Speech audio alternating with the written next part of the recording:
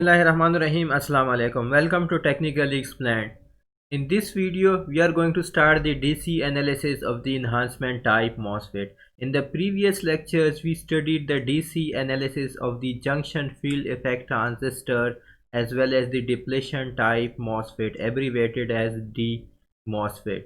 So in this video, we are going to start with the DC analysis of enhancement type MOSFET. Again, we need to find the Q point, and if you remember, the Q points has two coordinates. The S coordinate was VGSQ and the Y coordinate was IDQ. So again, we need to find the Q point to establish the operating point. And if you remember, the symbol of the enhancement type MOSFET was that in the enhancement type MOSFET, because we do not have any channel in the beginning, the channel is absent in the beginning. That is why the channel was represented by a dashed line. And to show the separation between the gate and the channel, we have some separation between the gate and the channel because of the silicon dioxide layer. And for the N channel, the direction of arrow was towards this. So this was my substrate, this was my drain terminal, and this was my source terminal. So this is the symbol of N channel enhancement type MOSFET. N channel enhancement type MOSFET, abbreviated as N channel E MOSFET. Now, as we said earlier, that there is no channel in the beginning in enhancement type MOSFET. And the other thing is that the transfer characteristics of JFET and as well as depletion type MOSFET was given by Shockley equation, which was given by ID is equal to IDSS 1 minus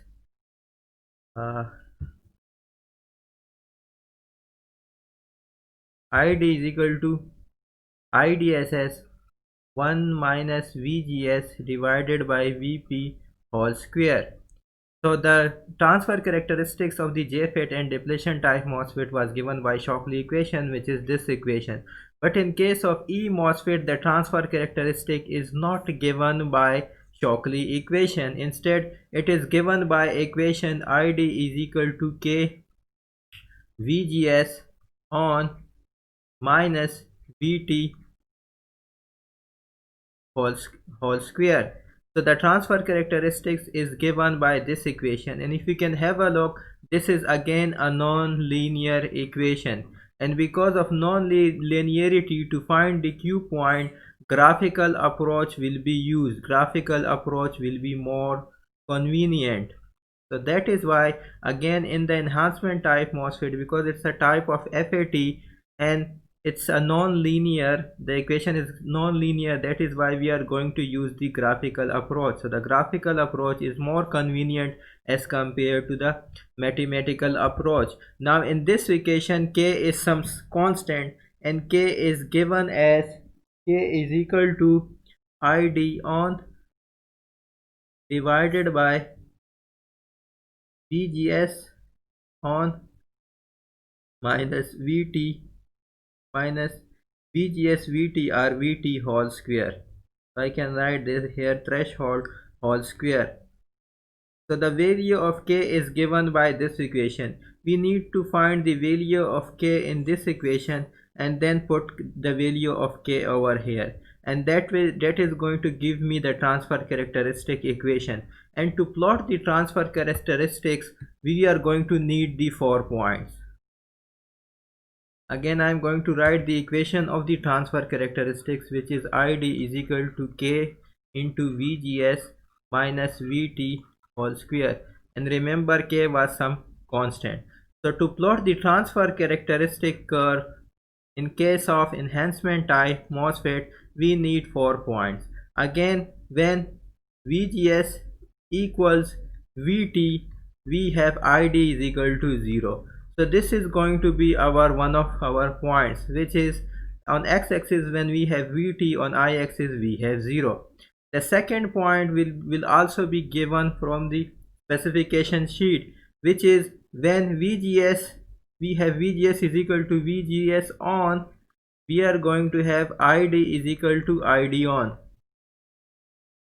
So our second point will also be given from this transfer will be given from the specification sheet, and that second point, so that is going to be VGS on and ID on. So this is our second point. And now for the third point, we need to select the VGS. For example, we need to select, we have VGS1, we need to select the VGS1 in such a way that VGS1 is greater than the threshold VGS, or the VT. It is greater than VGS1 but is less than the VGS on. So this is going to be less than the VGS on, and when we put in ID1 will be our output, and this ID1 is going to be less than the ID on, and ID on is again will be given from the specification sheet. So our point number 3 is going to be VGS1 and ID1. So this is our point number 3.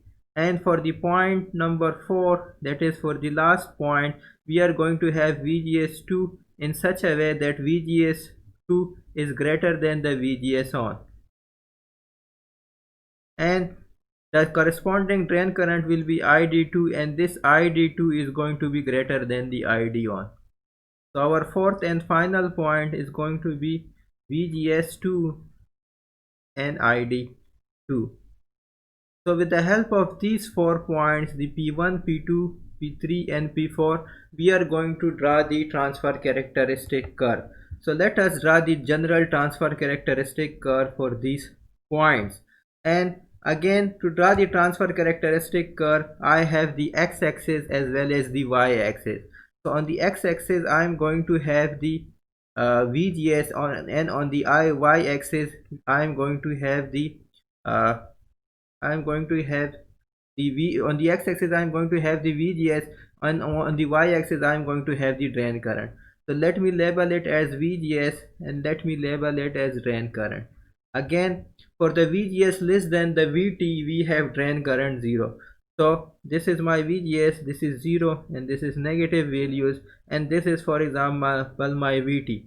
So for the VGS less than VT, I am going to have 0 drain current, so this will be 0.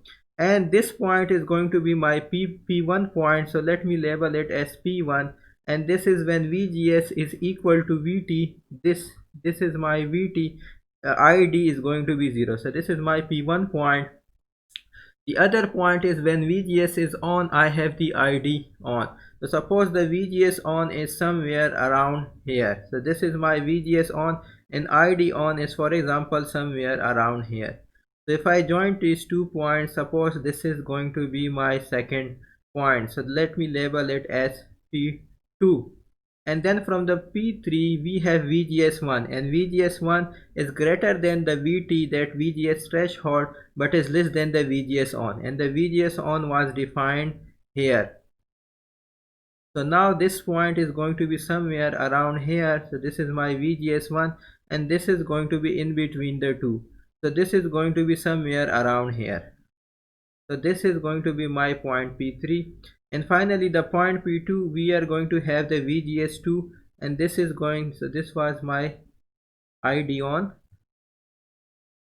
this was my ID1, and this is going to be my ID2.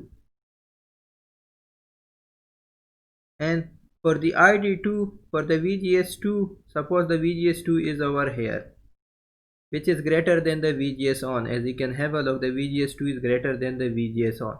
So we have ID2 which is suppose over here.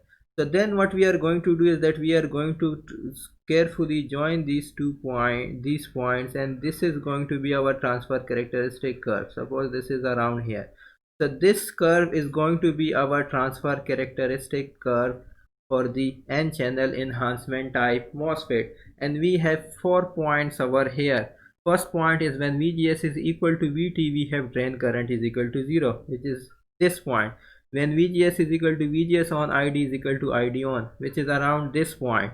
And then when VGS1, we take the VGS1 in such a way that it is greater than the threshold voltage VT but is less than the VGS on. We have corresponding ID1, and this ID1 is less than the ID on.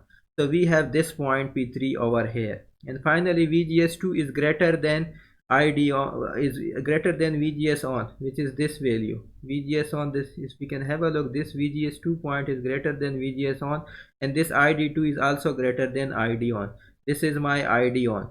So now we have these 4 points, and then we join these 4 points, we got the transfer characteristic curve of n channel enhancement type MOSFET. Thank you.